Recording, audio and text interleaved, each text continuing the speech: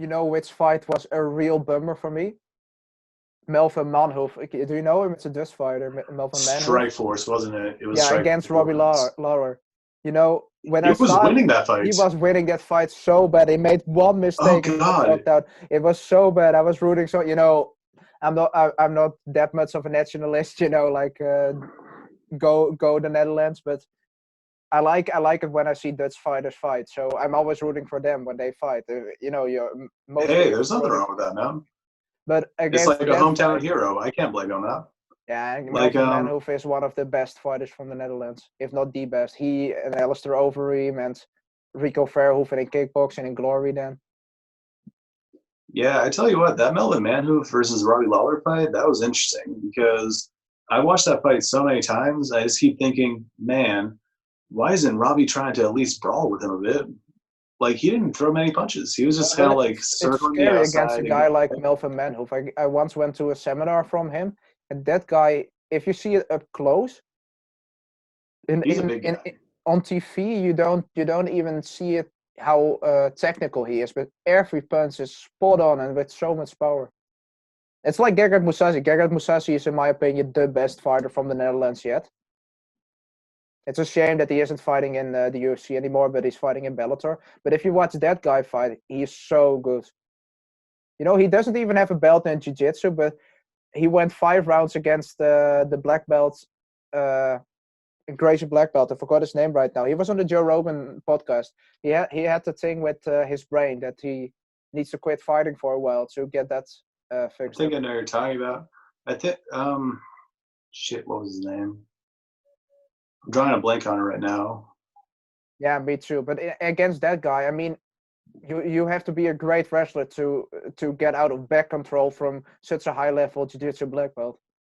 Yeah, I mean, Gegard Mousasi, he's like a phenomenal fighter. He's had ups and downs, but considering like how far he's come with every particular aspect, like Yeah, he's gone through multiple weight classes too.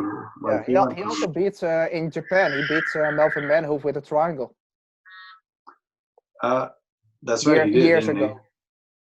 Dude, he went toe to toe with Mark Hunt for a little bit. I Yeah, mean, he won by submission, but he definitely did some trading with him. yeah. And Mark Hunt is way bigger. Dude, that guy is like a nightmare. That guy. Like, Do you see the size of his head? His head is like yeah, it, it is abnormal. It's so big and so strong. It's like there's a very funny video on the internet of a guy, try a guy dating a girlfriend, and he comes home with her, and his dad of her dad is Mark Hunt, and he just runs away. I mean, I would be, I would be like that if I saw that. dude, I would give a quick handshake and a selfie, then dash. Good point. Good I'm point. just bringing your daughter home. Can I get a quick selfie, handshake? Don't walk off KO, just run. A friend of mine was angry that I like Mark Hunt. I said why? He said like he's a Nazi. Didn't you know that? I said What? I said what? Yeah, that was my reaction. He said yeah, he has a swastika tattoo in his neck. I said to him, dude, that isn't a swastika. It's like That's some like that's a New Zealand thing, I think. yeah, it's It's like like New something to do with Zealand. Maori It's culture. like a New Zealand thing. But if you see it from a certain angle, it looks like a swastika. But I was like, dude, how can he be a Nazi if he's from, he's like a native, Uh, he's like, New he's like, Zealand, yeah. yeah, he's like a He's New like that Zealand part of the native. Maori culture, yeah. Yeah, I mean, some people really are stupid. No, I agree with that, man. A lot of people make these interesting presumptions before they even know, like, 100% of the facts. Like, sometimes all it takes is just, like, one image to kind of make you form an opinion. Yeah, In reality, if you just kind of examine it for, like, a few more moments and see more little details of, like, what's going on, you can get a much more detailed opinion of what's happening. totally agree with you. I also had something about MMA fighters about their paycheck. Many MMA fighters like George Masvidal, they are talking about that they're not getting paid enough in comparison to fighters like, let's say, in boxing. What do you think about that? Um, I mean, it is prize fighting in the end.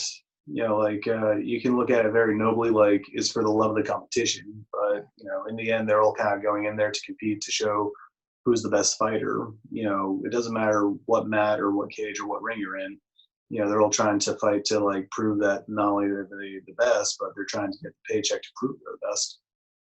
But boxing definitely has a bigger foot in the door with that kind of like revenue. Like they've had a longer time to kind of refine their ability to kind of like get that net market for like promotion and such.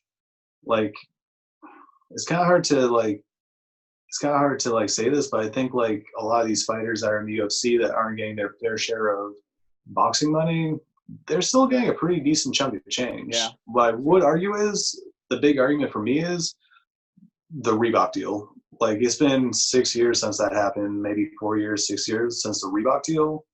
Man, that needs to go. They just need to let fighters have their ability to kind of like show off their sponsors. Yeah. That way they can at least, win or lose, they have the chance to walk away with like a bigger net worth than what they walked in with Totally if they lose. agree. But it's getting better with social media. You can now just show your sponsors on Instagram and things like that. So they can make a living way easier than back in the day, when it just started. But I have one argument. One argument for that is like, if you look at boxing, for example, the top fighters, they are making way more than the top MMA fighters. But the lower class, that on the regular cards, the lower paid fighters in boxing, they almost get paid nothing in comparison to the lower class fighters in MMA. In the UFC, I didn't know that. Everybody, even the lower fighters, they make like $5,000-$6,000. I mean, that's like the lowest that you can get in the UFC. But in boxing, sometimes it's a couple of hundreds of dollars, and they are professional. I mean, that's a bummer. So the top boxers, they get paid more, but overall in the UFC, everybody does get a fair share of the money. I mean, that's definitely good news. I definitely I didn't know that about the entire boxing. Like, if you're not the top 5, you're getting less than 3 figures kind of thing, or less than like 4 figures. Some boxers do. It's really horrible. That's kind of like some chump change right there, man. You almost expect that some of these boxers just pick up like some wrestling and jiu-jitsu and try and like take a stab at like mixed martial arts. Yeah, but on the other hand, if you do make it to the top, you're going to be rich, way richer than in mixed martial arts. Oh, very true. I mean, that's the part of prize fighting. Like, they're all trying to get to the top. Yeah. Like, there's one X on the map, and whoever gets to the X first kind of gets the big prize. Yeah, totally. And the thing also is with, if you look at,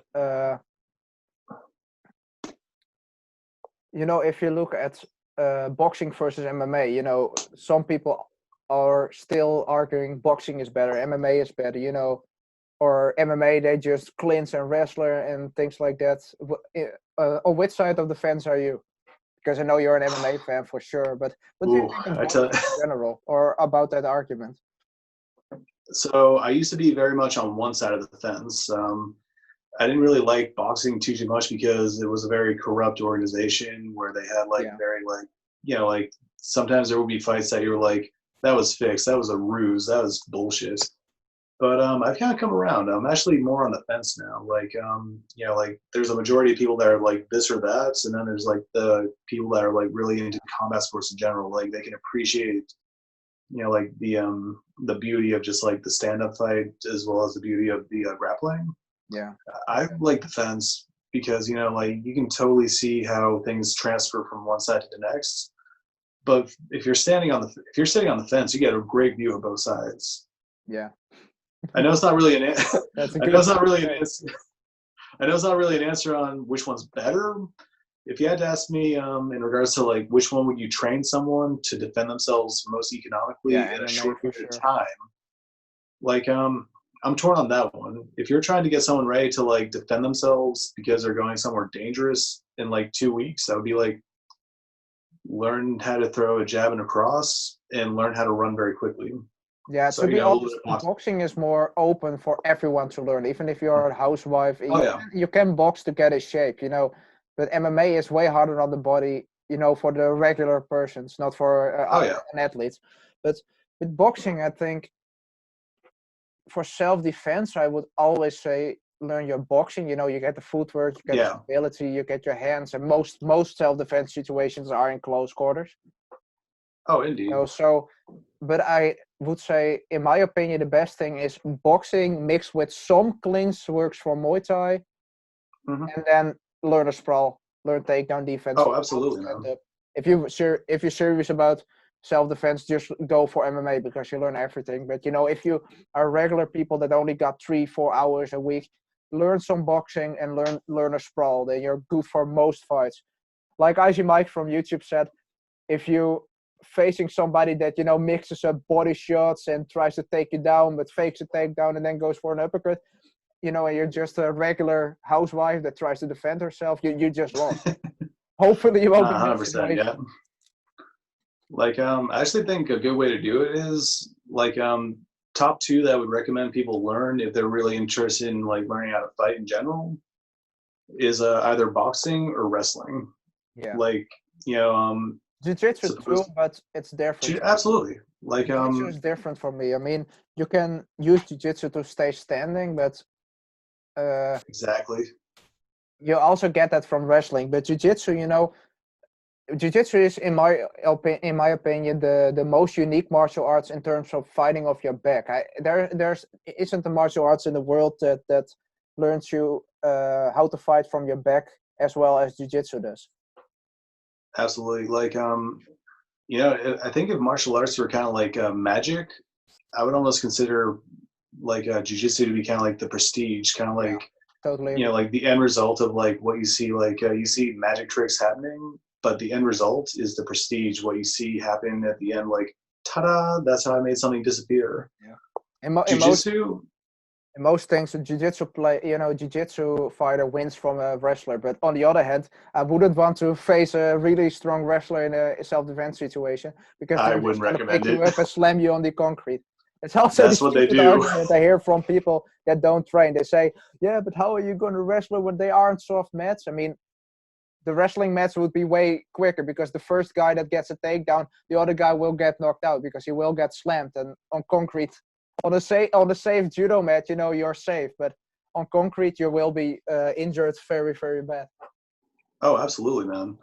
Dude, I tell you what, man, taking on a wrestler of a high caliber, I would not recommend it unless you are totally prepared to get slammed at one point or another. If not once, then twice. Not that it's happened to me twice, it's actually happened to me twice. But like, I tell you what, this is a major shout out to Icy Mike. He actually did a video on this. He was talking about which one's better to start with, the entire like striking or grappling, and he did that little chart. Like you can see major gains through striking, and then you'll see like a plateau with grappling, and it just like slowly goes up and up and up. Totally agree. That's why I'm kind of torn about saying like one's better than the other. I always feel like you should have like a decent understanding of both. Yeah. Like if you start with wrestling, you at least get like a comprehension of like, okay, I got like wrestling is very unique. It's like jujitsu, but with like grind. Like I associate wrestling as the grinding one of grappling. Jujitsu is like the flowing one of grappling. And then like that's also, if I had a kid later on in life, and they were about 4 years old, 5 years old, and they wanted to learn how to defend themselves. They wanted to learn the martial arts. I would put them in grappling, and when they were about 14, 15, 16, then I would let them pick a striking art, because if you're too young and you spar hard with strikes, you're gonna develop brain damage. It just and you can say, yeah, you can spar without strikes to the head, but that's not realistic. Then you're gonna learn bad no, it's habits. not, man. So if you learn, and that's the thing with grappling. It's way, if you, especially jiu-jitsu, it's just playing with, especially if you have young kids. It's like playing with each other, and they Oh can yeah. develop.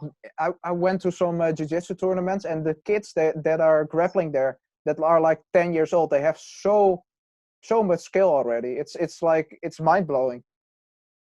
It's pretty wild, man. I've seen like some of those. I don't know if you ever seen like I definitely recommend YouTubing this sometime or another. Just like kids wrestling or kids Yeah, grappling.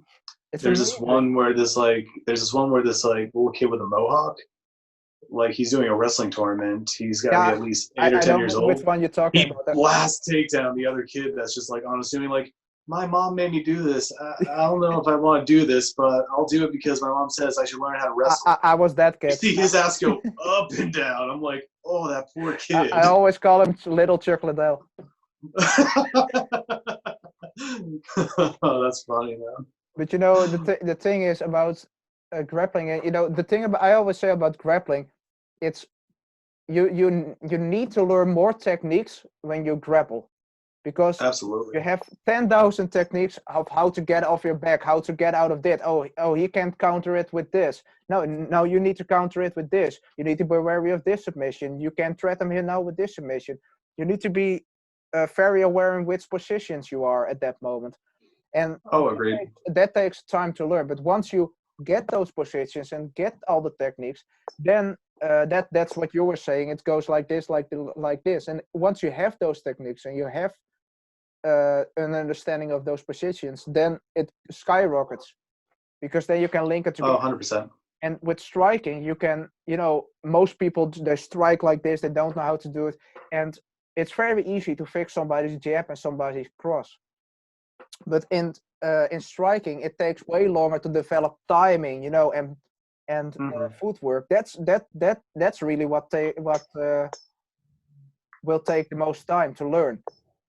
So that's why it goes like this first, and then it goes like this with striking, because it's easier, in my opinion, to learn the techniques, but it's harder to learn 100%. the timing and the footwork and the mindset and the setups.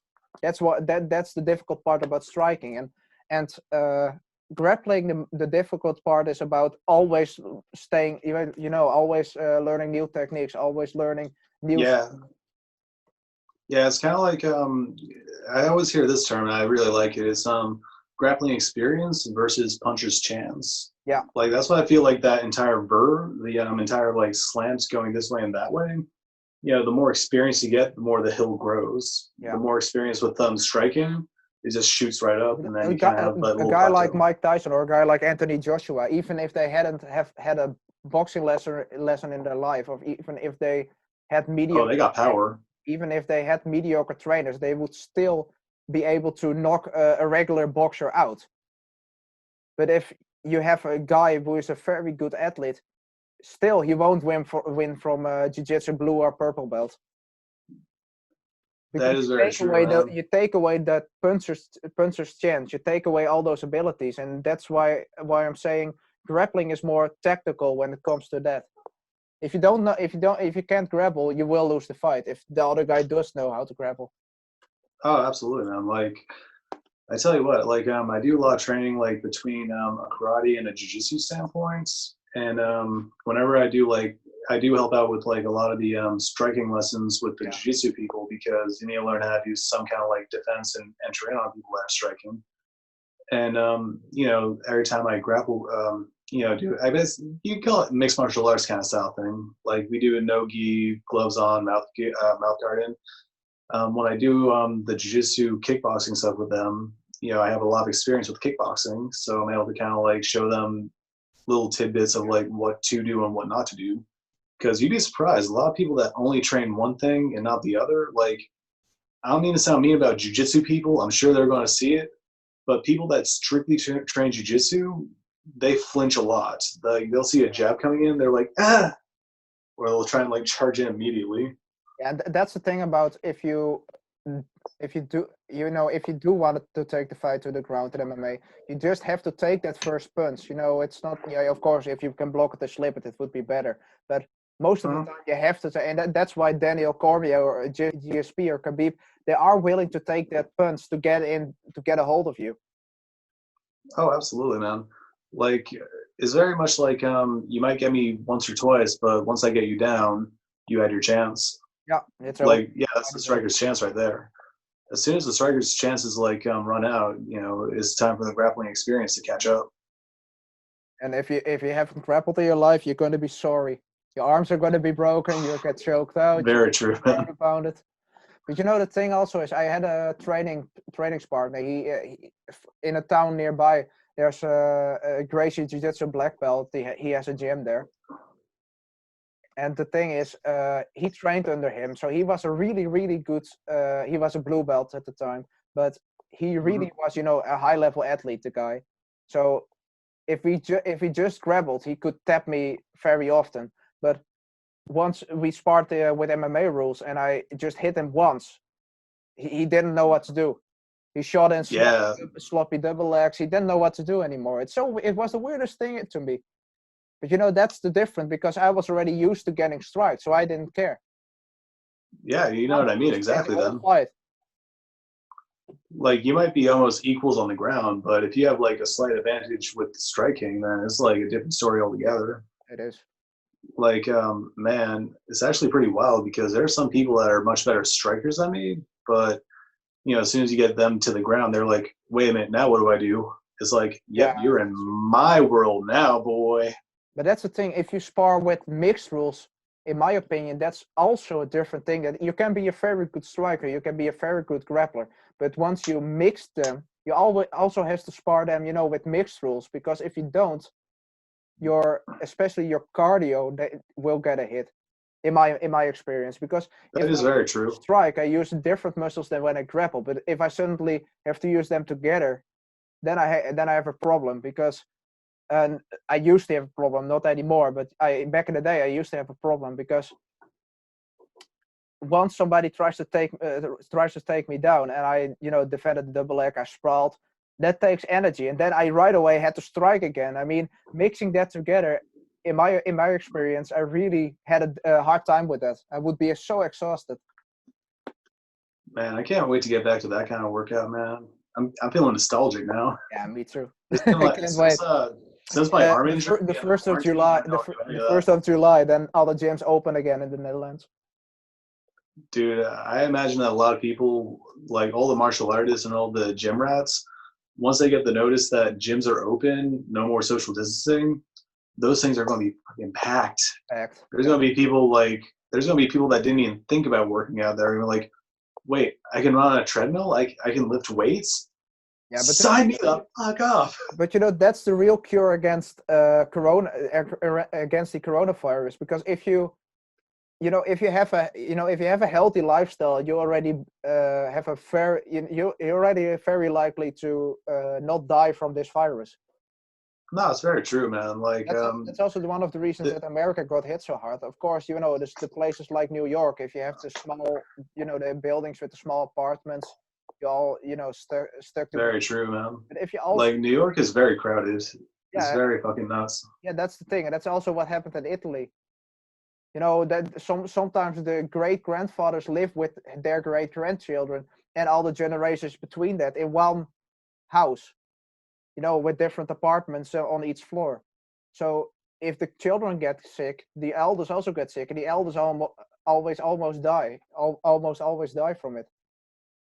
Yeah, it's really a bummer, man. Like a lot, like something else that Italy and New York have in common is they're big tourist attractions. So like a lot of people go in and out of these places. Like, hey, check it out, I'm in Venice, Italy, or hey, I'm in New York. whatever part of New York.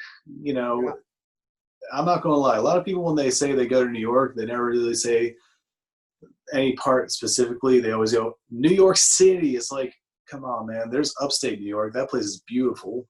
Like, there are some really nice, like, tourist spots there. So much. Like, every time everyone thinks New York is like, we're going to New York. I can see cities, whatever the lyrics. I don't really listen to that kind of stuff too often. New York. Yeah, exactly, man. But like a lot of these big cities, man, like big metropolitans, those are the ones that are getting struck the hardest. Like I'm very blessed. I'm very happy that New Hampshire, we've gotten hit a little bit. Like New Hampshire. How big is the place that you live? We're not that big. We're not exactly that small. Like our state, we're in New England. Like Boston, Massachusetts, right? Yeah, I know. Yeah, like New Hampshire is like a 40-minute drive up from there. It's about maybe 50, 60 miles away from Boston. Boston being another big city that kind of took a little bit more of a hit than us. But we're more of a rural state. Yeah, so it's kind of nice. Very small. I live near a bigger town, but I live in it's like 10, 15,000 people, so it's not too big and not too small. Yeah, I imagine that, I don't want to speak for you, but I imagine that a lot of people in your where you live didn't really get hit too hard by No, they coronavirus. don't. Maybe But like one or friends of two, mine but that live in Amsterdam, they did got Amsterdam did got hit hard. But what's the weird part? Uh, if you see the Netherlands, the southern part of the Netherlands, they got hit the hardest because right when Corona time was around, when Corona was spreading, they had like a big. They always have like a big party in that part of the Netherlands, and that's why they got hit hard because also German people come to those parties, people from Belgium go to those parties, and it was just around the time of some vacations here in the Netherlands, some holiday days. So people got back from Italy and straight away went to those parties. Everybody stands way too close to each other on those parties, yeah. and that's why it spread so much in that part of the Netherlands. But here in the northern part of the Netherlands, we don't have we aren't hit that bad. Well, that's good news, man. I'm definitely happy to see that you haven't contracted anything, that you're staying healthy and happy and stuff.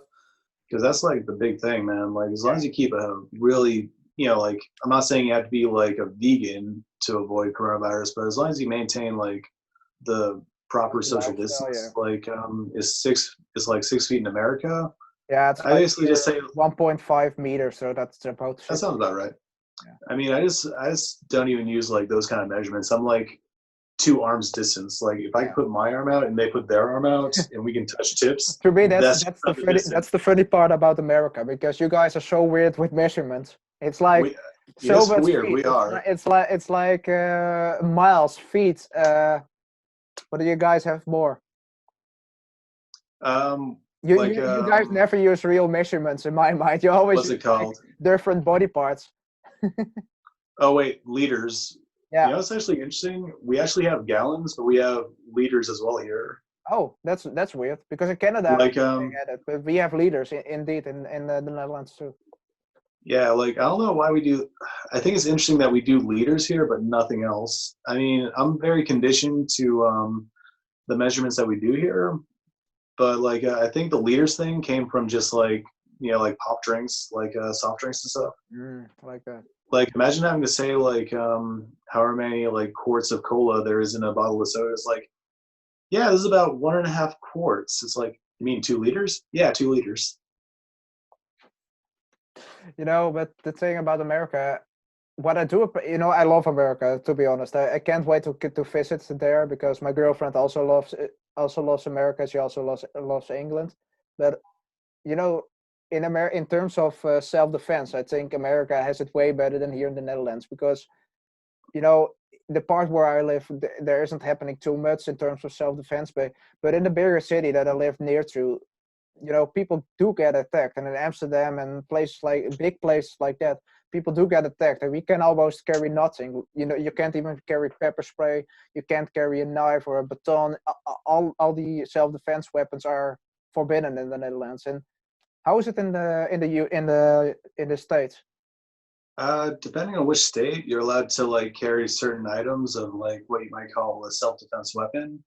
There are some states that do not allow you to open carry. I believe it's I could be wrong. I don't know much about like which states are like open carry for like guns, but I definitely know this much. If you ever want to fire guns and do that kind of stuff, they do have like shooting ranges and safety courses, so that's definitely a good place to check out. But definitely the best state to visit if you think guns are the coolest I would have to give it to Texas. Yeah, Like, everyone has a gun in Texas. oh man, not only does everyone have a gun, everyone has like a gun and 40 like acres to just kind of like do whatever the hell they want in Texas. Yeah. It's like a big open state. They love like Texas is a very libertarian state. They You know, love their freedoms there. you know what the thing is about that? They always talk about the gun problem in America, but in the view of my, as someone from the Netherlands, someone from outside of America, I always think like, you can also go into a car and kill people. That has happened on, we have something called the king. Exactly. We still have a king in the Netherlands. He isn't, he doesn't do anything about the politics. We have but we do have a king. He does more like state. He does more like state deals, for helping the economy. He's more like a person for that. But we have to have a giant party, you know, a giant festival like the 4th of July for you guys. So it's something like that. Okay, that's very cool. And they, it's like King's Day. And a few years back, there was a guy. He attacked people with a car. Uh, he just drives straight through a crowd of people, and it was horrifying. It was one of the most horrible things ever caught on, you know, Nah, on you're right, man. on a I festival. tell you, like, I actually tell you what, not to sound overly political, I actually tell this all the time to people. Like, in the end, guns don't kill people. No, People people kill kill people. people. But that's the thing. In the Netherlands, we have. I don't want to brag about the Netherlands or say we do anything better than America or anything like that. That's not what I'm No, saying. no, you can brag, man. If You can you brag. It's cool. no, it's not really like bragging. But in the Netherlands, we have like mental health care. You know, it's very developed in terms of you know which people are crazy and they can't own anything. They can't drive a car. You know, they police will be on the lookout for them. You know, they are. Hmm. You can report them and anything like that. But I don't see anything like that in the States. You know, you see more like in states like Texas, you can buy a gun, you know, illegal or illegally. It's very easily you can very easily get a gun. And I think To a if degree, yes, yeah, it is to a very degree, easy.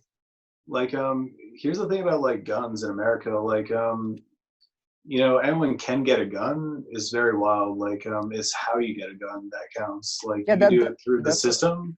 what You I'm can do it saying. like absolutely. Like, you can do it through the system where you like do a background check. Sometimes it'll take anywhere from like 3 days to a week. But then again, like, here's the thing that I'm always like trying to tell people. Like, you know, like a big thing in America right now has been like people that have been like just quick story about it. Like, what's the most important punch in boxing is the one and the two. You know, the jab and the cross, in my opinion. Those are two very important punches in boxing. And like in America, the Constitution, the very important things that we have in the Constitution is the one and the two. You know, is the freedom of speech is number one, Yeah, and then number two is the right to bear arms. yeah. But Like, I agree with that totally, and I see where America is coming from. And in my opinion, you know, in the Netherlands, we should also be able to at least have pepper spray, especially ladies. You know, they walk into the car at night. If they get attacked, they need to have the chance to defend themselves. And of course, oh, you can absolutely, man. use martial arts for you know for some parts of self-defense. But if there are two guys against one female, and even if she knows, even if she trains in MMA, she can still, you know, be beaten by two big guys. I tell you what, Pepper spray Vincent, is you'd be necessary. surprised about how quick. You'd be surprised about how quick a 22 caliber like handgun would change that odds, man. Yeah, Two especially guys versus that's one what I'm lady with a handgun, it would that's what I'm totally change that saying. So situation. that's what I'm saying. So in my mind, everybody, you know, citizens should be able to own weapons, but to a degree, 100% they need agree to with be that. checked. You know, people with a criminal record, like, you know, they have committed violent acts against other people. They shouldn't be able to carry guns. But you know, normal, regular people who like to hunt with them, who like to use them for sport shooting, they should be able to use guns or for self-defense. Oh, 100%. Like I was saying, like that's the thing. Like, law-abiding citizens, they're the ones that are going to be most affected by like what's happening in America with like the gun bans. They're trying to like take guns away from people in America, which, you know, some people shouldn't have guns. But in the end, if you make laws that affect law-abiding citizens, who's that going to leave the guns to? The people that get guns from illicit ways, you Yeah, know. totally Which leads agree. me to like, you know, which leads me to the kind of way that some people do get guns. Some people steal guns. They'll try and find a means of buying guns on the market. You Yeah, know, like, and I if don't you know much ban about the guns, dark web or the black all the web, but I'm sure you law-abiding can get guns citizens from that. won't. All the law-abiding citizens, they won't have guns, and only the bad guys Exactly. will have guns. It's the same as if you ban martial arts for all the normal people, the regular people, that only the bad guys know how to fight. Not only that, but they fight dirty. The Like, only they'll thing, use the weapons. only thing that's stopping a They'll do bad guy with a bad. gun is a good guy with a gun. See, that's exactly it, man. Like, how do you stop a bad guy with a gun? You find a guy that's good with a gun that knows how to shoot better than the bad guy. Yeah, exactly. But that's the thing. Alain, only, you know, in America, I think the problem lies with mental health care. It is true. You To know, a degree, yeah. many. If I speak to some other American friends of mine, they are really, in the Netherlands we have healthcare, free healthcare. You pay around, you get paid around 90 euros each month from the state. You can just Mhm. get that when you turn 18. You just get that, and you can pay that for health insurance. So basically, regular health insurance without any extras is free in the Netherlands. And That's not too shabby at all. I never get why health insurance in the United States isn't free like that. It's a weird thing. Like, I don't know how to answer that one, to be honest. But Like, part of me said, I don't know how it works exactly in the States, so I might be wrong. But like, it's kind of based on tiers almost. Like, some companies allow you like a certain like health insurance. Like I'm receiving like state insurance, which is kind of like free for me because I have a low income right now. So I basically get like a package that, if I didn't have the insurance like I do now, my arm would be fucked. I'd be yeah, like right. walking around with like I'd basically be walking around with a little bicep right up here instead of like evenly across my arm. Yeah, yeah, But like if you make, I think it's based around partly how much you make, and that kind of helps you determine what you get for health insurance. in my opinion, that's fair. Because People will earn more money. They should pay more money. Should just be. I'm just saying a random number, but if you just 10% of your income, for example, indeed, and of course, if you make more money, you're gonna pay more money. But in comparison, everybody is paying the same amount of money in terms of how much they're making. uh, you're not wrong. That's for sure. Like I've always like when I was younger, I used to feel like whenever I got a paycheck, I would always see like what got taken out of my paycheck, like for taxes and what it goes to. I'm like, man, they should allow people to kind of willingly pay rather than have it taken out right at the get go. Yeah, Because I was always on the impression that if you really wanted some, very libertarian mindset, like you should only pay for what you really need. yeah, but And I sometimes, also agree with. I also agree with that. I mean, in the Netherlands, you also pay for stuff. I think like if you have a car, for example, yep, a car, you need to pay for something. There are taxes for keeping the roads clean and nice, and for repairing the roads. But if you aren't driving the car, if it's just in your garage, officially you have still to pay for driving on the road, but you're not driving on the road if it's in your garage. So it's just sometimes you have to pay more than what you're using, and I really appreciate that about America, that you only pay for what you're using. yeah, it's actually funny. That's actually something that happened with my insurance at one point in time. I was working this dead end job and they offered insurance. It was like, I don't know, almost like $300 a month. Hmm. And I was, picture perfect, healthy, happy, just, I didn't really need the insurance. And then I quit that job. And then a year later, I don't have that insurance anymore. I kind of end up on state insurance. And that's when I get my injury. I'm like, well, geez, all the times I had to not pay for insurance is when I get hurt. And I wasted like almost, it had to be easily like $2,000 staying at that job paying for the insurance. I'm like, man, had I only known. Yeah, totally. That But I think every country has pros and cons, in my opinion. that's true. But One thing's for I'm sure, so man. glad that we have America for MMA, because if MMA would have had to make a start here in the Netherlands, it wouldn't have gone. It wouldn't have been the sport that it is today.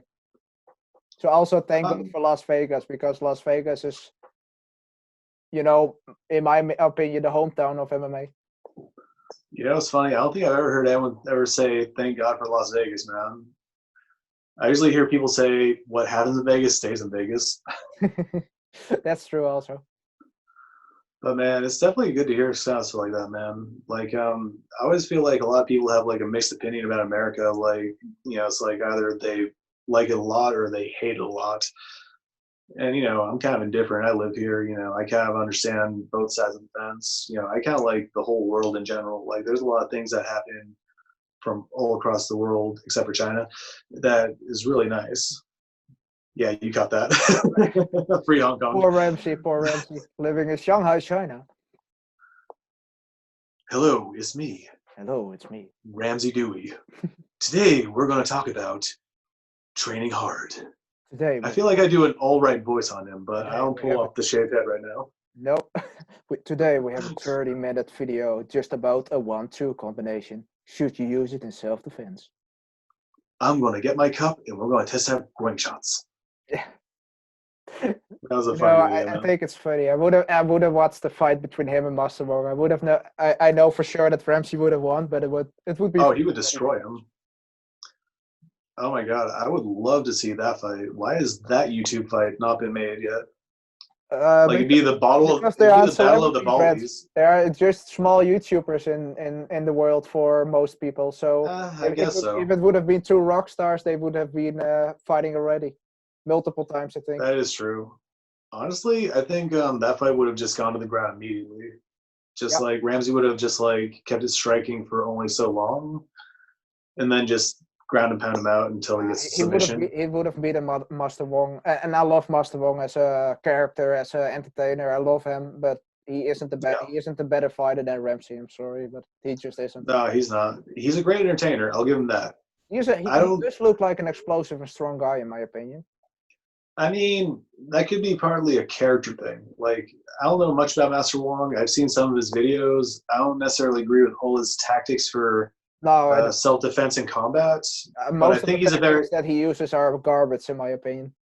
Yeah, but as a character, he's amusing. He's definitely someone I would watch to get like little kicks and giggles. But yeah, I don't think I would ever watch him as a means of like soul, like soul training purposes. I would. If you watch Master Ken, for example, he's a character. Yeah. Oh, I mean, he's totally legit, guys. Best guy out there.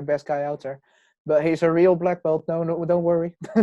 No, but don't worry. We don't know. He might be watching. He might be around the corner when do a hurricane. But anyway, if you look at him, he doesn't take himself too seriously with his American Dote. But if you look at Master Wong, he does take himself seriously, and I'm sure that he has some skill, and I'm sure that if a robber didn't know how to fight, try to rob him, he would beat the shit out of the robber, no doubt. But against I think so. I mean, he does have martial arts experience, and he is a fast guy. But I mean, he might be knowledgeable in kung fu, but I don't think he's kung fuling anyone. I know they're horrible. I'm keeping it. Kung fuling anyway. We're gonna keep that one, guys. But anyway, might make that into a T-shirt soon. Who knows? Oh, if the podcast gets popular, guys, we're gonna make T-shirts. Don't worry. Give us a thumbs up. Give us a smash the subscribe. Hammer fist. Hammer fist that subscribe button, guys. Anyway, but Master Wong, and I don't know. He is, in my opinion, he is a legit martial artist, but he isn't a mixed martial artist. And a mixed martial artist will always win from a traditional martial artist. It's the same with Steven Seagal. I always call him Seagal. Steven. Oh God. The guy. That flocking guy. I wouldn't give him a handshake for sure because my wrist would be gone. But no, never handshake him, man. You don't know where his hands have been, man. He doesn't strike me as. But Aikido, it can work in certain situations. I mean, if somebody has his hand like this, yes, you can just turn it and put him in a wrist lock, and you're gonna break his wrist. But if he's trying to punch your face off, you're not gonna catch a wrist and throw him on the ground. You're not gonna slip. Not very likely, no. Unless you know how to box. Like Aikido is interesting. I feel like Aikido is a very incomplete thing on its own. Yeah. Like if you had like a master Aikido practitioner that's been doing it for like years and years and years versus a Brazilian Jiu-Jitsu like purple belt or even a blue belt, I would definitely vote for the blue belt to probably do his thing. I would vote for the purple belt to do his thing. Yeah, totally agree. But here's where my opinion might be like kind of controversial to a degree. I feel like if you use Aikido in application or supplement to other martial arts, it makes a lot more sense because a lot of those wrist locks, I kind of use from the ground where they can't pull that hand back from a jab. But that's the thing. I know. I use like dirty hand tricks. Rarely work if you're standing. It only works if you have somebody's back, you know, with a standing rear naked choke. If Yeah. you've already broken their posture, then it can work. But if you try to armbar somebody or kimura somebody who is standing, it's way easier to defend those techniques. No, absolutely, man. I agree That's with that why wholeheartedly. jiu-jitsu and wrestling are so great, because you have the floor to pin somebody on.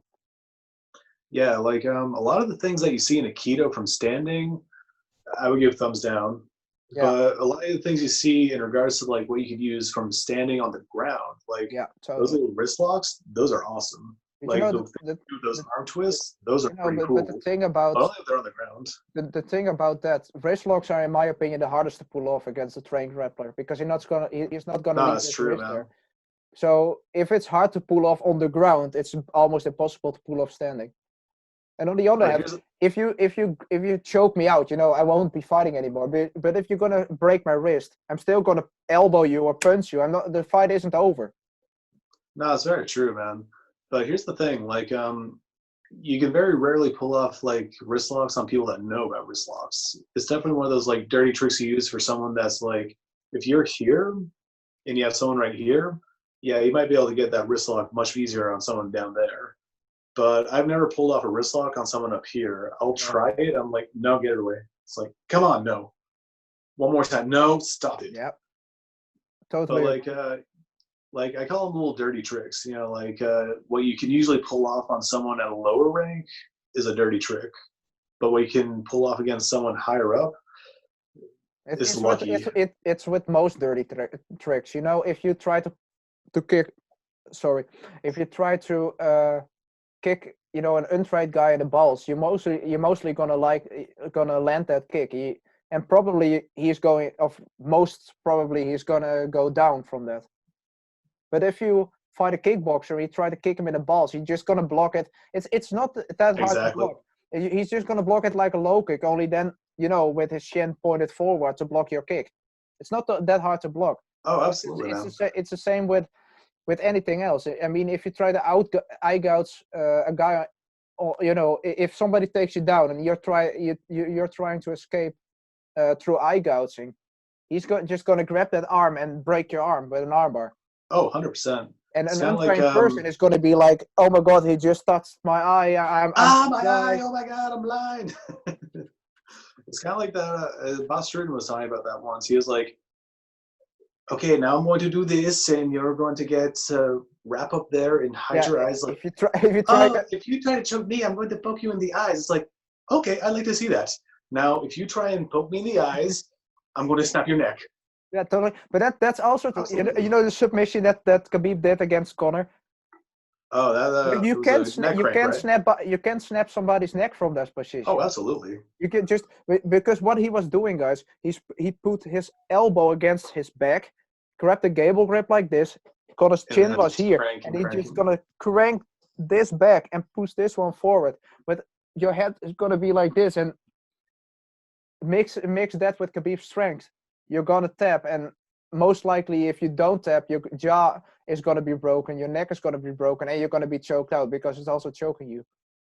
I mean, McGregor was very lucky. I mean, can you imagine had Khabib actually just finished that off like Mortal Kombat style? Like, after all the trash talk, he could have done it. He'd be like, no one suspect a thing.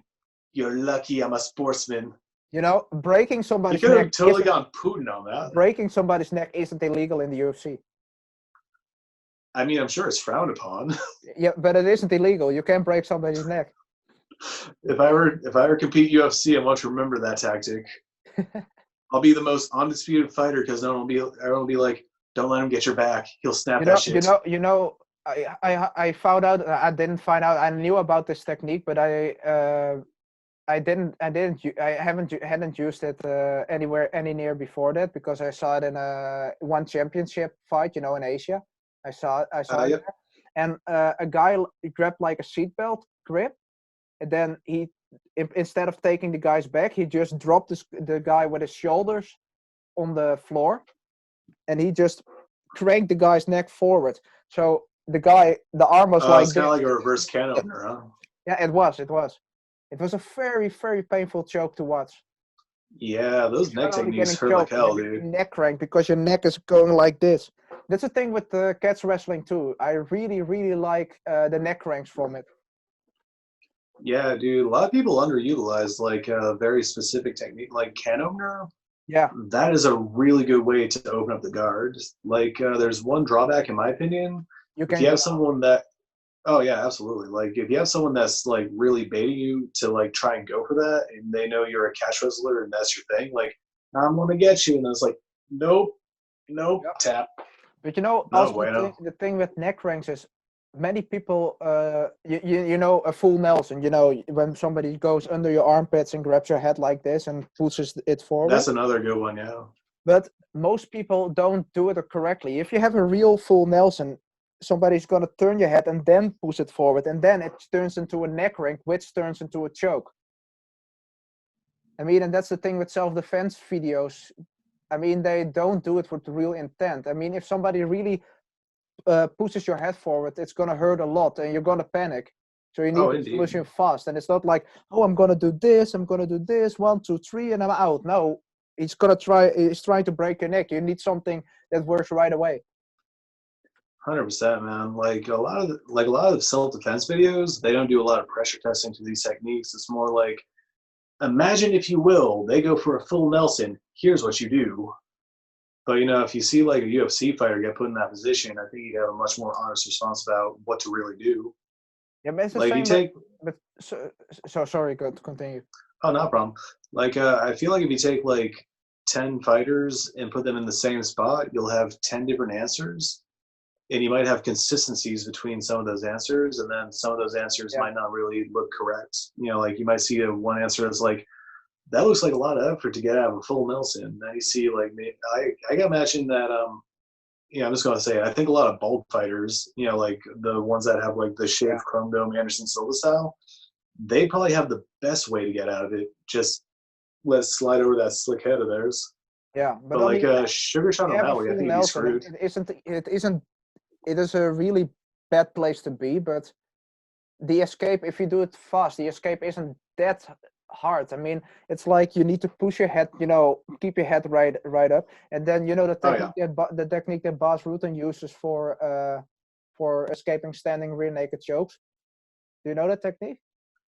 Remind me, it's where you kind of grab one arm and start pulling it down, right? No, And no, you no, start turning no. into it. It's like it's like that works if the arm is on top of the head, but if it's, you know, it's already behind the head, you can't always do that, especially from standing, because somebody's gonna try to break your posture.